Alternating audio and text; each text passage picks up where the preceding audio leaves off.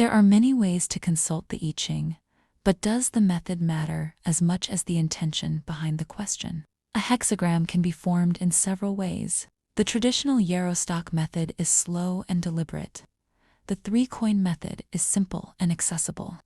Some people use dice, beads, sticks, cards, or numbered tokens. Others use websites or mobile applications.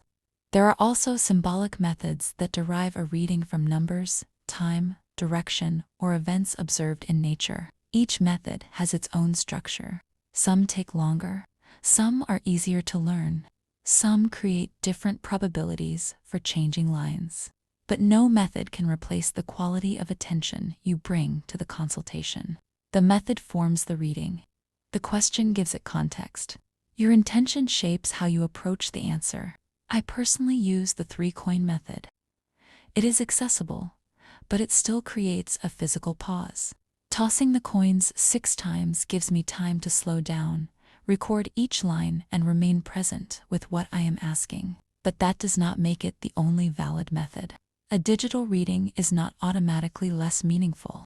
A traditional method is not automatically wiser simply because it takes longer. The deeper question is why you are consulting.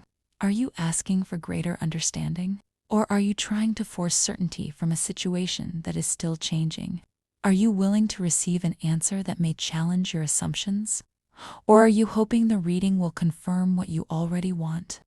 You do not need to remove every hope or fear before beginning.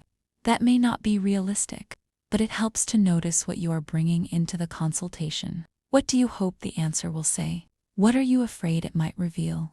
Sometimes we consult because we genuinely want guidance. Sometimes we want permission. Sometimes we are afraid to trust what we already know. Recognizing that does not make the consultation invalid. It makes the intention more honest. The I Ching is not a test of whether you know the perfect ritual. It is not reserved for people who use the oldest method or the most complicated one. It is a practice of entering into relationship with change. Choose a method you understand and can use consistently. Take a moment to settle yourself. Write the question down. Then approach the reading with enough openness to receive something you may not have expected.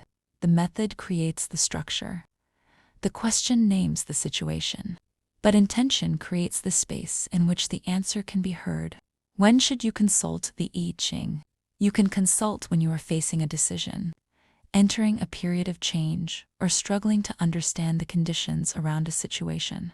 You might ask when a relationship is shifting, when a project has stalled, when an opportunity appears, or when your usual way of responding no longer feels appropriate. You do not need to wait for a crisis.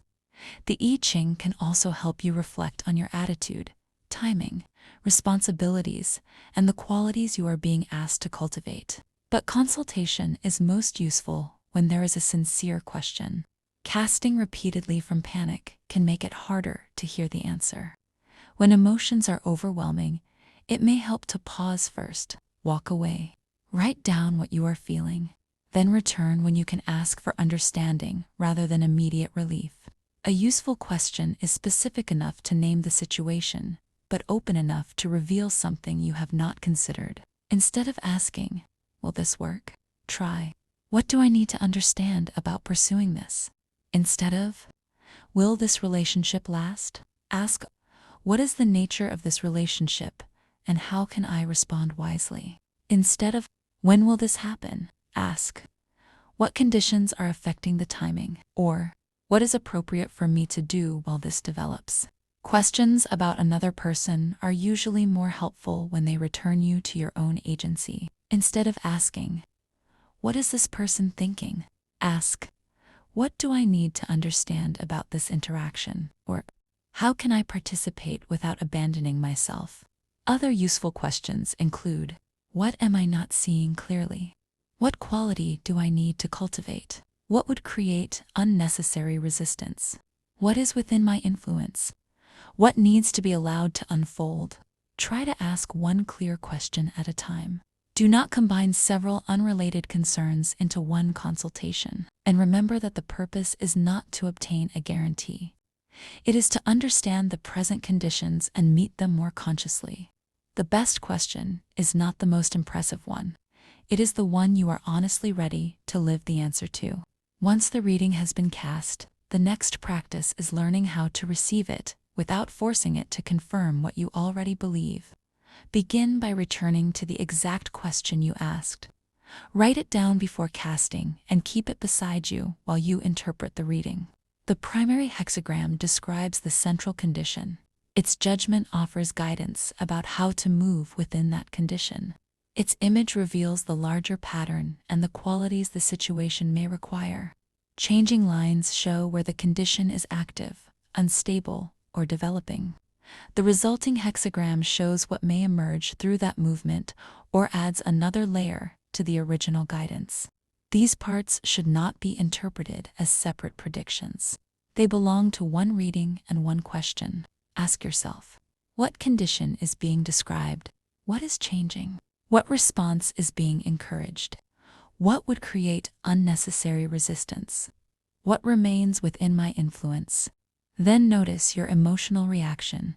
Did the reading feel reassuring, disappointing, confusing? Did you immediately begin searching for another interpretation because the first one did not support the outcome you wanted? Sometimes a reading is genuinely unclear, but sometimes the answer is clear and simply unwelcome. Repeatedly asking the same question can create more noise. Before casting again, give the original reading time to enter your life. Some answers are understood immediately. Others become clear only after circumstances begin to move. The I Ching should support discernment, not replace it. A reading does not remove your responsibility to choose. It should not be used to surrender your judgment, override another person's boundaries, or claim certainty about someone else's thoughts and intentions. It should also not replace appropriate medical, mental health, legal, or financial guidance. The I Ching can reveal patterns. It can help you recognize timing, resistance, opportunity, and your own participation in a situation. But the responsibility for how you respond remains with you. A responsible interpretation does not ask, how can I make this answer mean what I want? It asks, what is this reading inviting me to see more honestly?